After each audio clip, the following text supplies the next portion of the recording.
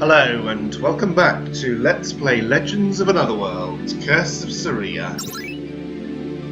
In the last episode of the low-level game I defeated the Sludgeon and unlocked the second half of the Mai ranges.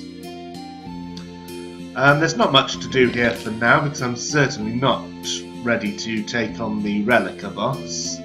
I just want to come in here and raid the chests, which nets me a single hyper potion. We haven't been able to confirm this area is safe, so I can't let you in yet. So I think, as with many of the optional bosses in the game, that blocks it off until you've reached a certain point in the story. There's no actual connection between the story and that unlocking. It's just that Namida wanted to block it off until later. I'm not entirely sure about that decision myself, because I think it would be kind of nice to let the player face the Relica, find themselves utterly outclassed by it, and be able to work out for themselves when is the right time to come back and take it on. But anyway, Namida's decided that for consistency he wants all the optional bosses that lead to the character's ultimate weapons to unlock at the same time, so that's how it works. Nothing more for us here, time to move on. So I've restocked on Phoenix Tears, and I've also sold everything that I didn't need. I sold all of the bomb items because I can always buy those back if I ever need them, but right now I needed the money.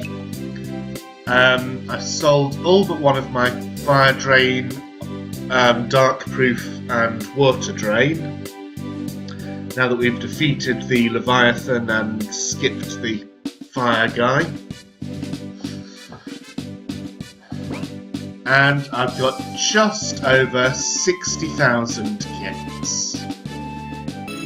Which means I'm finally ready to come to Sturgis and talk to this cloaked merchant.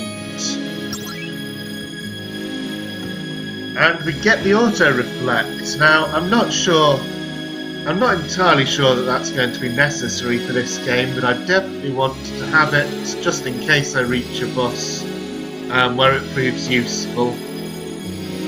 And the thing is that once you land on Sturgis, as I pointed out in the main video series, you can't leave until you've checked that Alicia's okay, which begins her flashback, after which that cloaked merchant is gone, so you have to have the money before you even land here.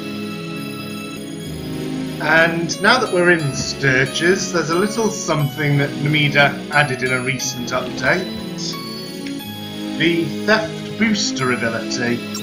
So when I reached Theft Master at the end of the game, I'd said to Namida, you know, I really think there should be a lighter version of this much earlier. Steals are more likely to succeed. So that will help a lot when it comes to stealing and fleeing from enemies to recover some money, in case I need to get back some of the bombs and abilities I sold, or even more importantly for the other two cloaked merchants who are coming up fairly soon. So here, next to the healing crystal, is a new chest with 5 sensor spheres. I'm going to include this battle just because it has different music, which you don't get to hear outside the flashback. Maybe.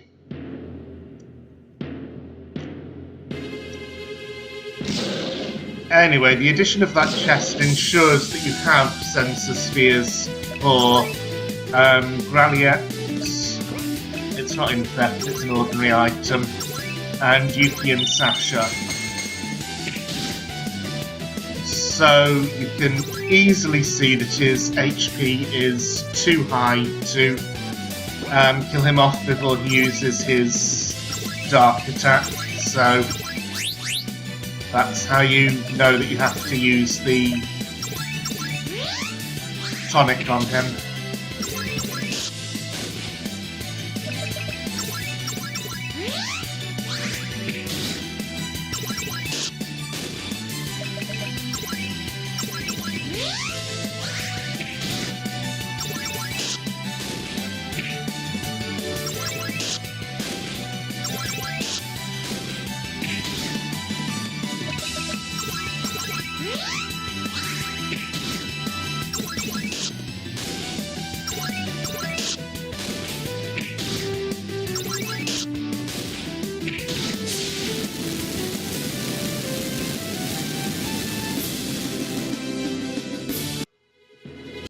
And I didn't record the Yuki and Sasha battle in full in my main game because I got rather frustrated to do with the lack of sensor spheres.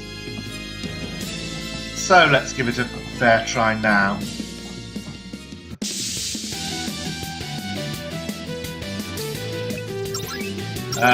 First thing is to steal from whichever one has the haste item, I don't remember. Didn't get it, that's bad. Okay, barrier, that's important as well. Let's use that as quickly as possible.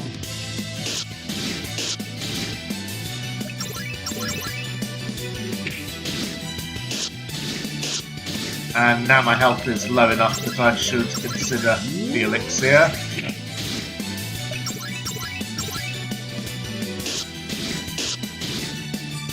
Oh, come on.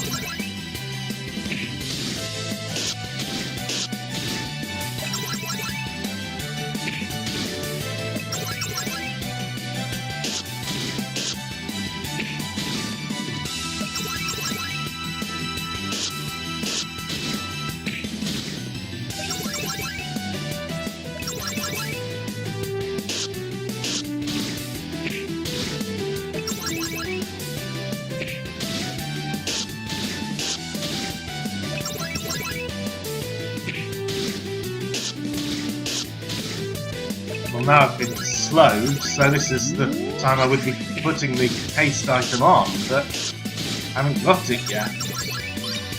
Okay, finally.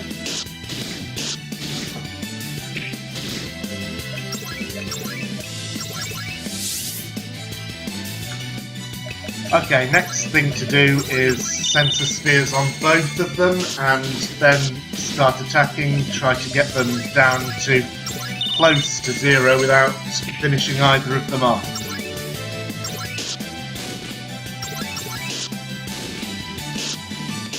And be careful in this phase because I can get criticals. Okay, that's enough attacking Yuki. Time for Sasha.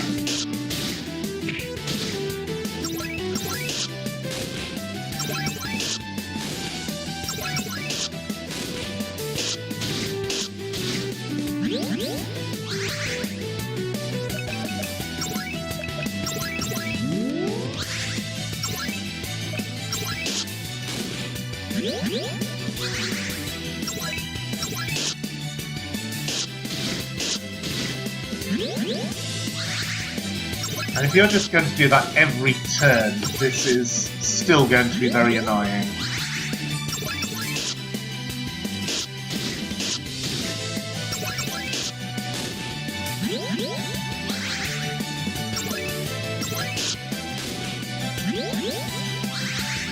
Okay, now I'm within range where I could kill Sasha if I got a critical, so go back to hurting Yuki.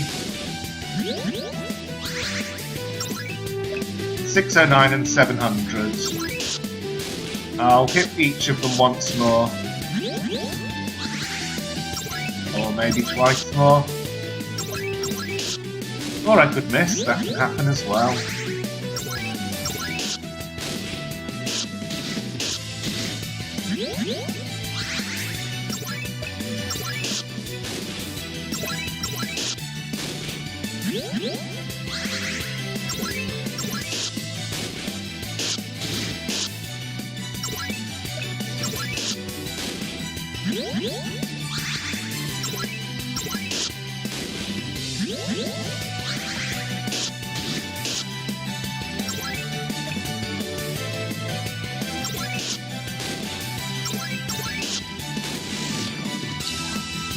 Oh, I got an extra turn.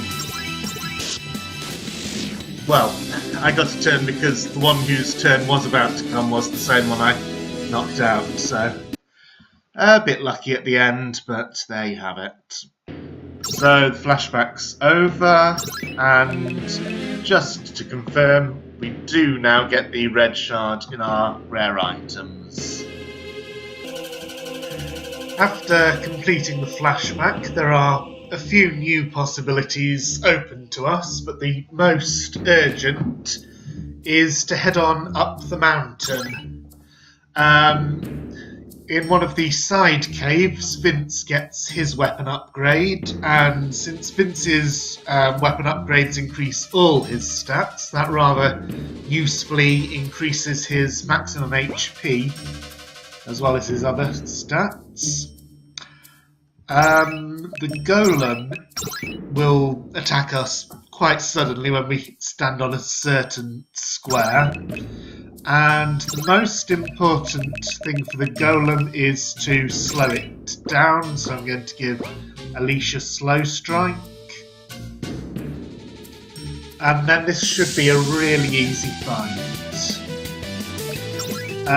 So I'll even try slowing it with Amanda, and I got that first try.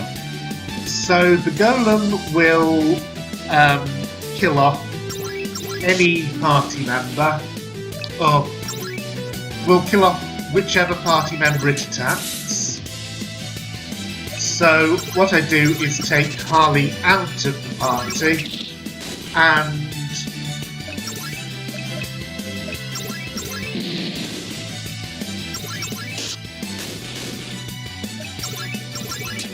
once the golem has had his turn,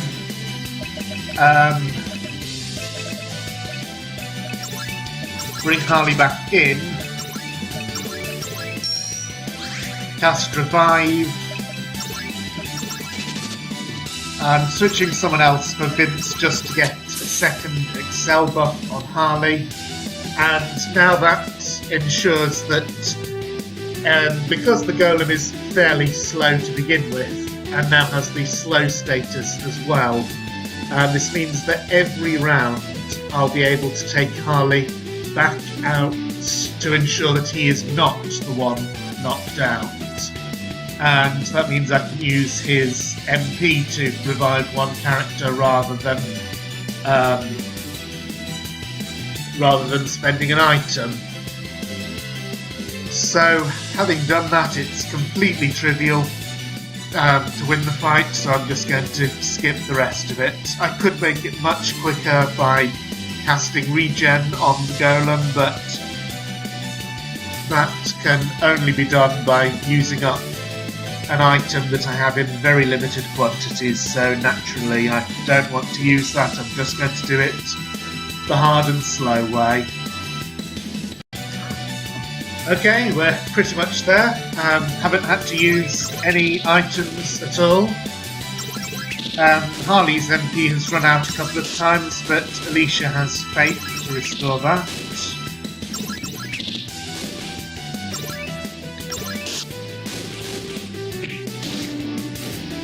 So I'll just bring back Liana, and then we're good to go.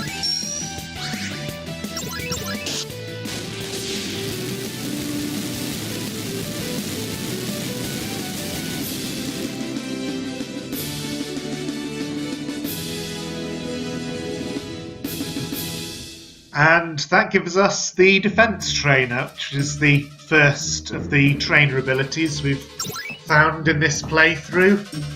Of course, I won't get very much use out of it, since I'm trying to keep my levels low, but it is a nice thought that getting it this with levels as low as this means that if I did want to, I could level up to 99 with the Defense Trainer on for 87 of those levels and end up with an even more overpowered party than I ended up with in the main game. Anyway, time to move on up the mountain. So this is the reason I came here first. the Kicks Turbo. Obviously that will increase the reward we get from all the other bosses that we fight. Having got this, I can do the next parts in any order I want. So there's continuing with the mountain, or I could go back to the hunting club, because the next Monster Hunter boss, the Field Transient, becomes available after Alicia's flashback. You also have to fight 10 encounters in between the previous, after the previous Monster Hunter boss to enable this one, but the flashback itself takes care of that requirement. And the other thing that I could do right now, after you've done the flashback, you can go to the water caves and Lena will join the party. So she can eat up the experience from the touch encounters, and there's a lot of good loot to be had there. So those things are what's going to occupy me for the rest of the episode. And since I'm here in the mountains, I may as well do the other mountain bosses first.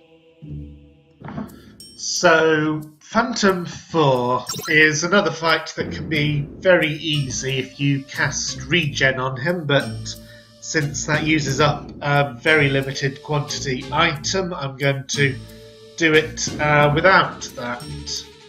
So he has elemental attacks that hit everyone, but Amanda has auto-reflect, preemptive so she can cast slow on the first turn, and of course the Kicks Turbo, because that's no use to us if we don't equip it. For the rest, Alicia has Fire Touch and Light Touch, because equipping 2 elemental touches, if the Phantom is weak to both, then he's affected by the weakness from both elements. So that drastically increases the amount of damage we can do. Every time he does an elemental attack, it will knock everyone except Amanda out. So I'll use the Phoenix Dust to revive everyone. It's kind of funny that when I got those, I said, well, those are not going to be much use in a low-level game, but here I am finding a use for them. I've only got 2 Phoenix Dust. They are possible to buy, but they cost 1,000 each, so I'm going to see if I can speed kill the Phantom and get by with just the 2. So, I've also, Amanda's also learned Bio, which inflicts poison, but since it's not her turn anymore, I'll use someone else to, well no, it is going to come round to her turn again. So, and actually Harley can Furia to add to the damage, so Amanda will indeed be the one to use Bio.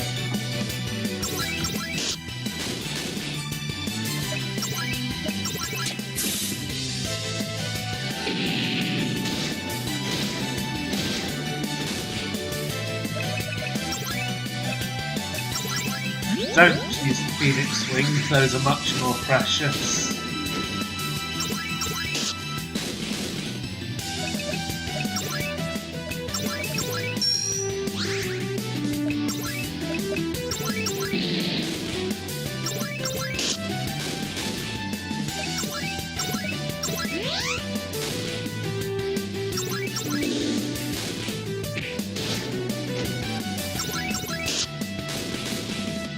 And of course, anytime Amanda goes down, I have to revive her, because Phantom's next turn might be another elemental attack. In this case, it was.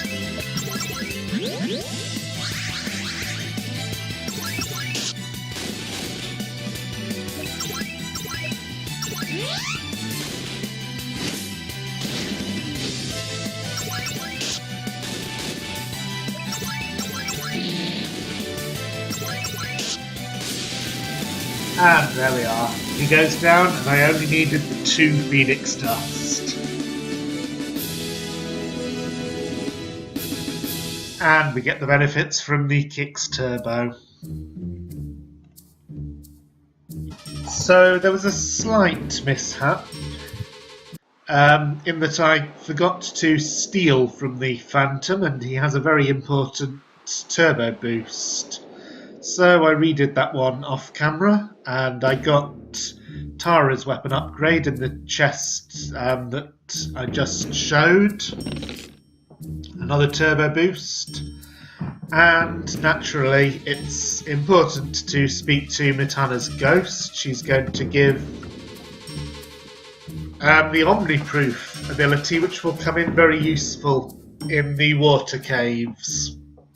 Of course, the reason she gives it is to help prepare us for Craig and Brianna if I were to continue further up the mountain, but I think I'm going to go back down and take care of other business before attempting that fight. It's going to be very difficult with a low-level party, and this may end up being the point in the game where I have to accept gaining some more levels just to be able to take it on. I don't know yet, because I haven't really done much testing of the fight. But we'll see when we get there. For now, I'm going back down. So the warrior fish, like the golem, is a pretty easy battle because you can only target one party member at a time and you can always revive that one. Although unlike the golem, he can't be slowed, so you really have to keep up reviving whoever's knocked down immediately and accepting that you're going to get through some items. Alicia has lightning touch for this, and that's pretty much all the preparation I need.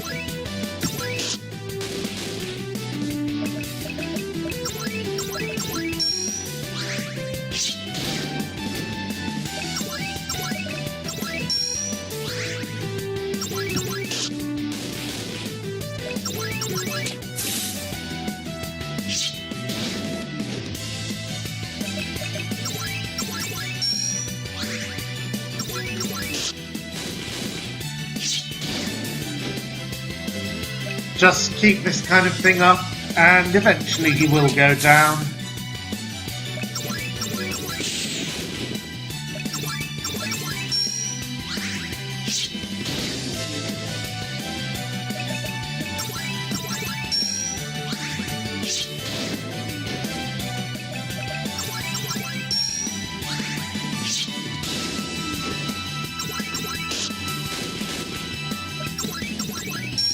And of course I'm always looking at the turn order to decide on my best move, so when I can see that Harley's turn is coming up, I choose someone else. I mean, I do something else and let Harley revive the knocked out person, but if Harley isn't going to get a turn soon, then I just use the item.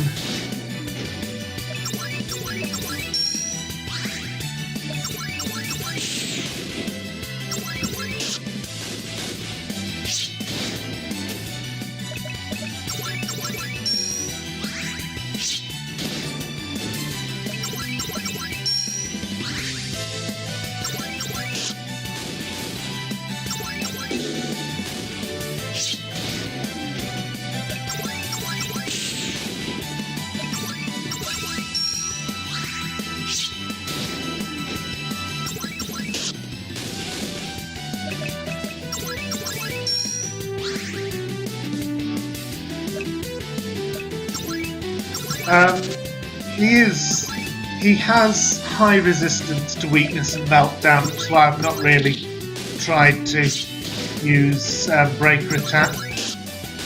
But it's worth trying just in case.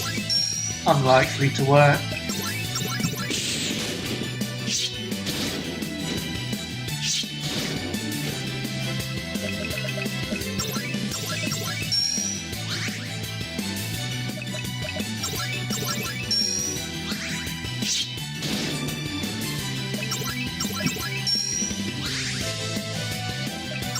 And be careful because Harley's almost out of MP, so...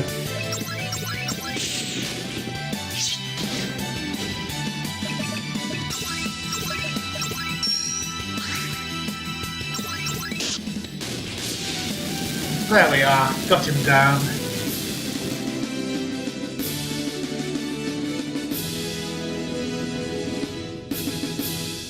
And we get the Spirit Trainer, so that's 2 out of, I think, 7. And he disappears by walking off into the pond. I can't remember whether that was already the case when I played this fight the first time round. So that gives us access to another area of the mountain, so I'm just going to wander around there and loot all the chests. So one thing to be careful of, this chest here is a monster in a box, which will start a fight against 3 spellbinders. Completely trivial with the auto-reflect, because all they can do is cast elemental magic, which means they can never hurt the person who has the auto-reflect, and eventually they will reflect themselves to death. But we have to avoid that because it gives experience. This choice chest offers us poison-proof, darkness-proof, silence-proof, and sleep-proof. The only 2 of those that are really of interest are silence and sleep, because if Harley is proof against those, he can heal the others. But I already have those proofs, so it really doesn't matter what I take now. I'll end up selling it, and all 4 of these happen to sell for the same amount. Anyhow, I've finished looting the mountain and reached our old friend the Cloaked Merchant, who is offering Omni Drain for 100,000. Namida fixed the bug, I think, where he only charged 60,000 even though he said 100,000. And we definitely want that, but I can't get it right now. However, quite a lot of the stuff I just picked up from the mountain can be sold, particularly the MP plus 100% that I just got from this chest over here. That sells for a cool 12,500. However, even if I right now sold everything that I can part with, I don't think it would be enough. But if I now go into the water caves and loot that area as well, then that should just about be enough. Especially because I will be fighting some encounters there, using the fact that Lena joins my party to avoid gaining any experience from those. So I'm going to do all of that off camera, and I'll see you, I think, when I get to the water elemental boss. So I decided to show this monster in a box fight, just to give an idea of the strategy I've been using for clearing up the touch encounters in this dungeon. The only skill change is that Amanda has learned Dream, which comes in very useful. Several of the enemies in this dungeon are vulnerable. Everyone has something, so Omniproof, Water Drain, Auto Reflect. Everyone has something that protects from water damage, because nearly all enemies in this dungeon can cast water. Alicia, of course, with the theft booster, because there are some good steals to be had. And Harley has auto shield because he's pretty low on HP compared to the others, even though Amanda is actually the lowest. But she has the auto reflect, so it kind of balances out.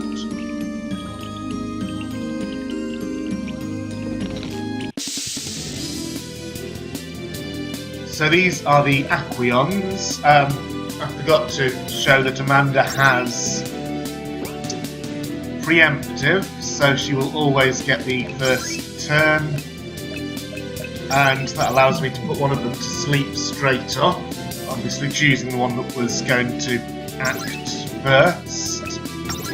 So I've already had one touch encounter that was an Acquion, so I have them scanned already.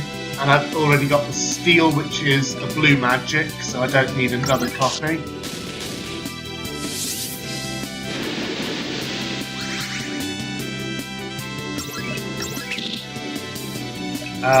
Harley can dispel the haste, and Amanda can put this one to sleep as well. Now these ones are not, they are vulnerable to poison, so just get a poison dust on one of them, and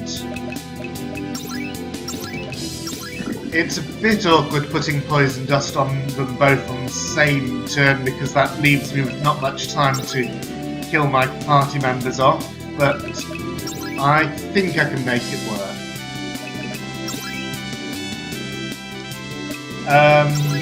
I'll also Thunderia this one so its HP is lower. Are they? They are vulnerable to zombie. I could have put that on. Anyway, I'm not knocking everyone out yet because the sleep will wear off after a while, like that.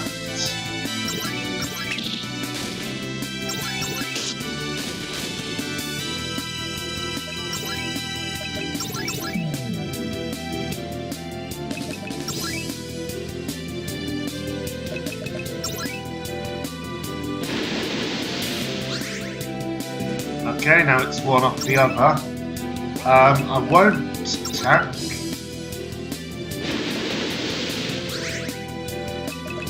Because I'd like their HP to be different.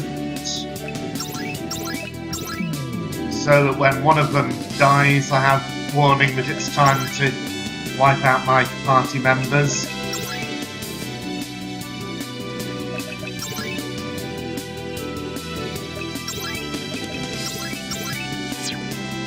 Although it's a bit late to put zombie on because Harley's knocked out. For this fight I'm not actually going to bother reviving him because only two enemies, both vulnerable to sleep. Should be a pretty easy fight.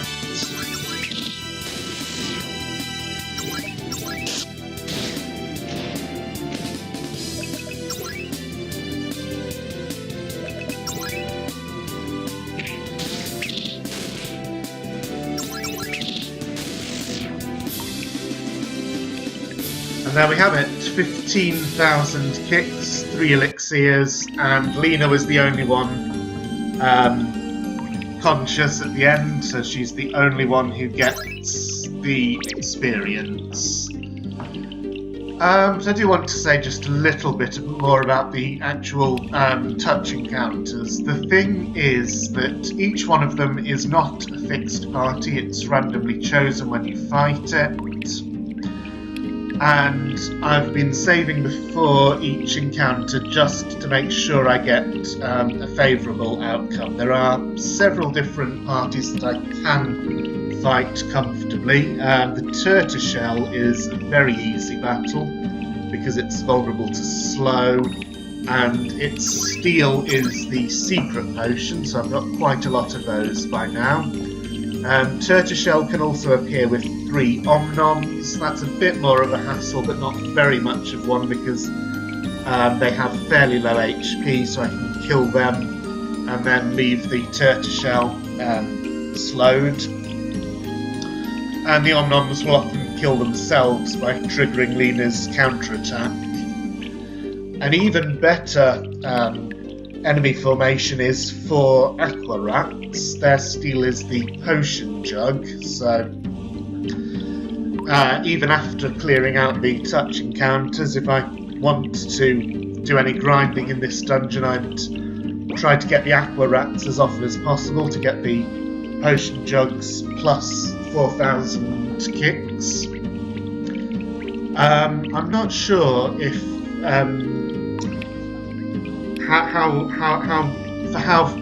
how far into the game I can still do this dungeon with Lena in the party. Do I lose the ability as soon as I defeat Matterlife, or only if I progress further in the story? Namida will be able to clarify that.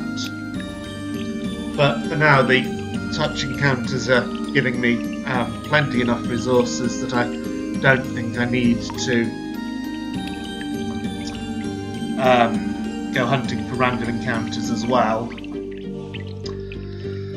The Aquion, which you just saw, can appear as a touch or random encounter, though it's rare. That gives the best kicks, 7,000 for just one, and I also got steel from it. But the other enemies you can get, the Carmelians, Karaks, Deathificators, I've been avoiding all of those. They're a bit too much hassle. Anyway, time for the Water Elemental. So the Water Elemental is completely trivial because all she can do is cast water. And I have 3 party members who are invulnerable, not 4 for this battle, because Tsunami bypasses Reflect, so if Amanda was in, then she'd be knocked out anyway. I've chosen to replace her with Liana for the simple reason that I'd rather Amanda get some AP.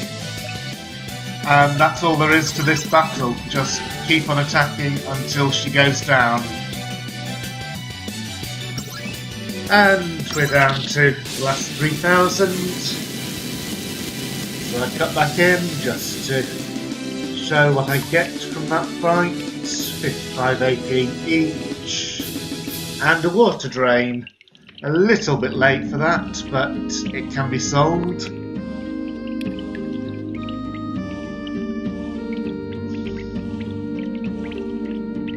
So I've finished clearing out the touch encounters in the water caves. I've got almost enough money to get the Omni Drain from the Cloaked Merchant without having to sell anything.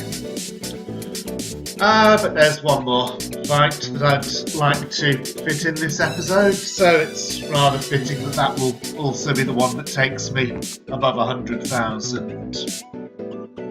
So the 4th Monster Hunter boss, the Field Transient, is actually available as soon as you complete Alicia's flashback, but I've put it off until now because I had a test run and I managed to beat it, but I had to use one of Alicia's turbo boosts. And in the water caves there is an HP plus 100%. The first one you can get, other than in the Sturges caves, which we can't enter because that also has touch encounters, and those ones it's impossible to clear out without levelling up. So anyway, got the HP plus 100% for Alicia, and I'm hoping that with the help of that I can defeat the Field Transient without needing to use a turbo boost.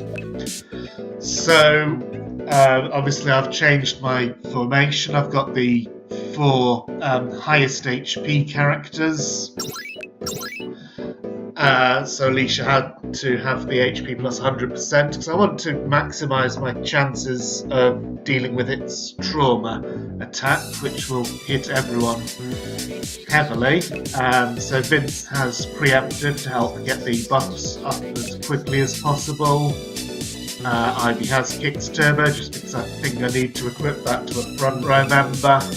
And Tara has Alchemy and Auto Shield because her HP is the lowest of the 4 I'm using. Before I enter the fight, one thing I want to mention that I haven't talked about yet, but this NPC will give the 5th ability slot, or the 4th if you haven't got the 4th.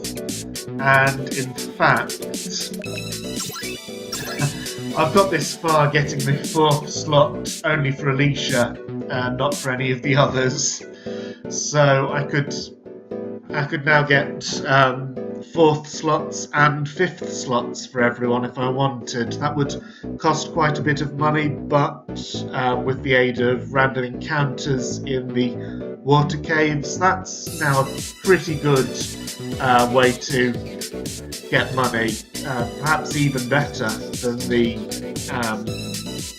Cult Warriors before the Dark Transient. So I've finally got another good source of money if I want to upgrade. But as this is the last battle for this episode and I want to get it finished, I'm just going to go ahead with it with the equipment slots I have. So, Ivy has no encounters on, and one thing that I did notice from the last Monster Hunter bosses, and Nimida clarified that this is true, that doesn't stop the Monster Hunter bosses from showing up, so it's a nice way of ensuring that you will only fight the Monster Hunter boss. Okay, Field Transient. Let's excel first off. It will do a physical attack. But the Excel gave me enough time to get 1 adrenaline on. Okay, so I managed to do that without losing a party member. Tara, I think, has Alchemy, so I'll use only a Potion Plus rather than Hyper Potion. Excel again. Next will be Pulse, so I'll Meditate. And, oh, Ivy has enough for Blessing after just 1 charge. I'm not sure if something unusual happened, but... Oh, wonderful, she gets knocked out. Okay, so I'm going to try to prepare the 3 party members I have for trauma.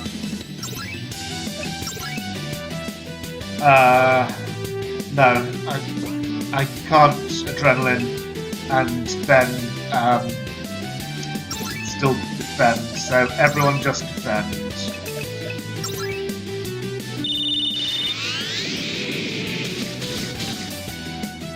Okay, and the thing is that Alicia's Bliss, which I've pretty much overlooked until now, but it is a really useful way of replenishing the whole party's HP at once.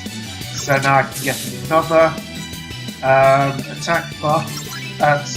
Well, it is an attack buff, but more importantly a defense buff. Antidote on Tara.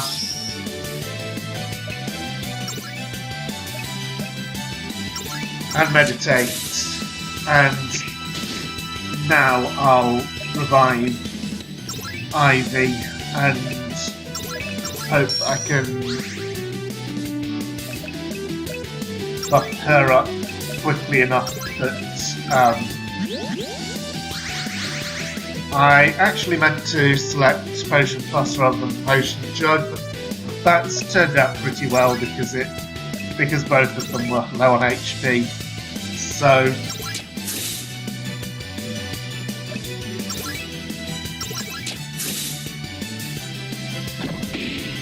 adrenaline up for both of them, hope that someone else gets hit by Pulse. And now the question is, do I have... Yes, I do have time throw Tara a Hyper Potion and for everyone to defend. Whew. That was traumatic, unintended. But now that I have the buffs on, it's going to be easy for Alicia to bliss after each trauma and then to just lay on some damage, obviously using Tara's breaker attack to inflict weakness before attacking, and use Alicia's Faith when I need to replenish Tara's MP. So from here it's a trivial fight, but a rather laborious one, so I am going to cut the rest. See you when I'm close to the end. So I don't know whether this is near the end or not because I can't scan it, but I realise that I can make the fight much quicker because since I'm using Alicia's Bliss for healing, I don't need Ivy's Blessing, so Ivy had a lot of spare turns when she could just charge, and that gave me enough BP to use Solidity, which is haste plus shield plus aura, so that will make this fight go pretty smoothly, I would say. It means Alicia will always have a turn to Bliss before trauma, so the others will be able to defend.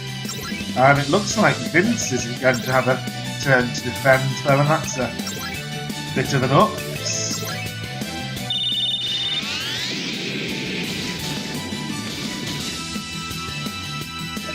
Still, with Alicia hasted, I think I can still make this work.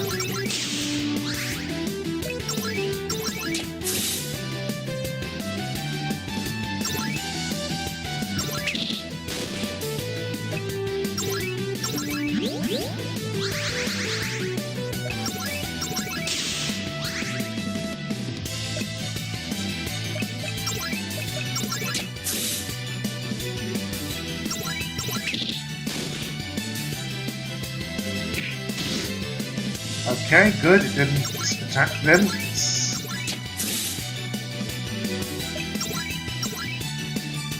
Has Vince excelled twice? I'm not sure. No.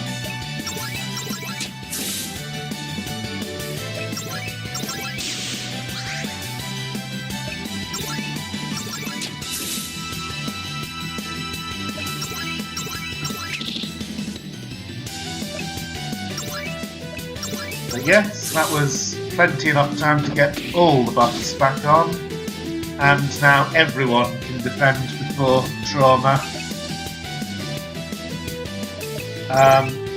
When I see that Alicia will, that Ivy will get another turn if she defends, that means she'll also get another turn if she charges.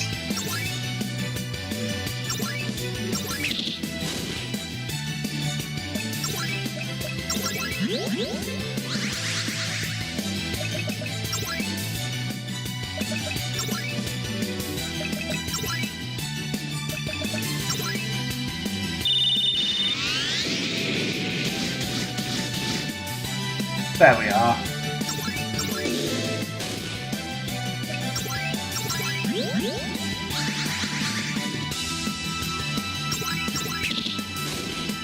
And now Ivy's got enough BP. Solidity is 29, which is a fair amount, but with her now gaining 10 per turn, even though I'm not quite sure how that happened, it's not too hard to get that much, so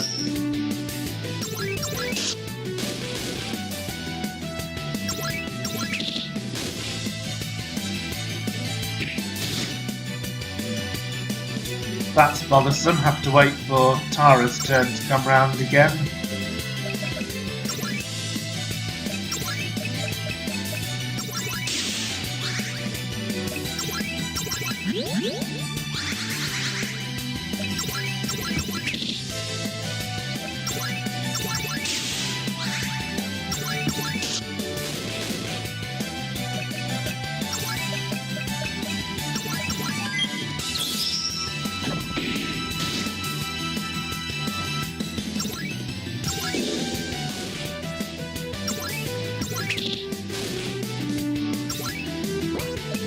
No.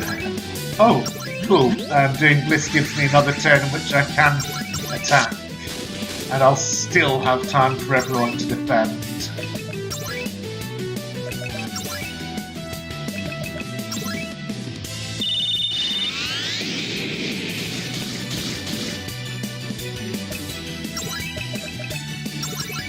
And now I can charge up Ivy and have her use Blessing, and that frees even more turns for Alicia to attack. It's got to go down soon, I think.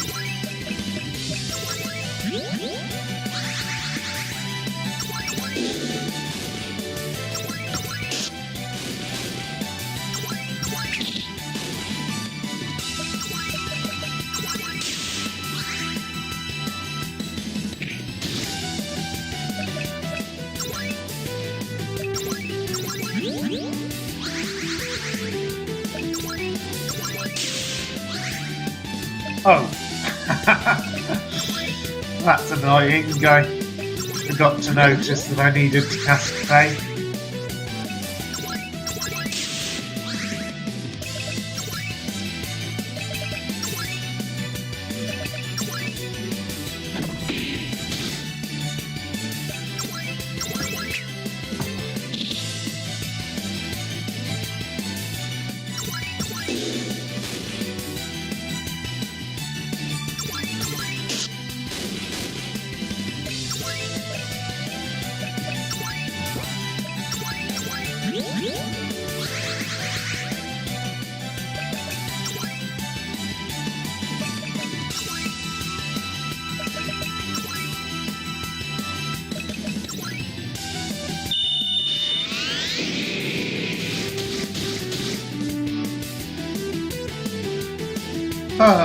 And that's also annoying.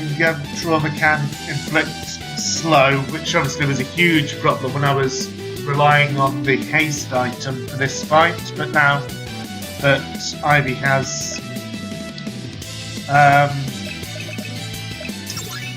solidity, that's not much of a problem anymore.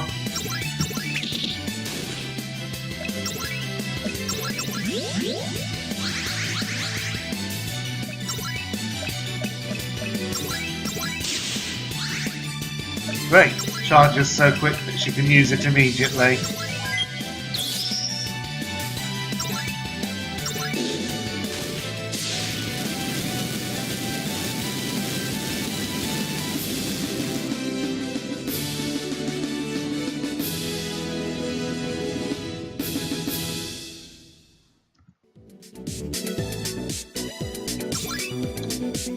And we've got the 100,000 we need.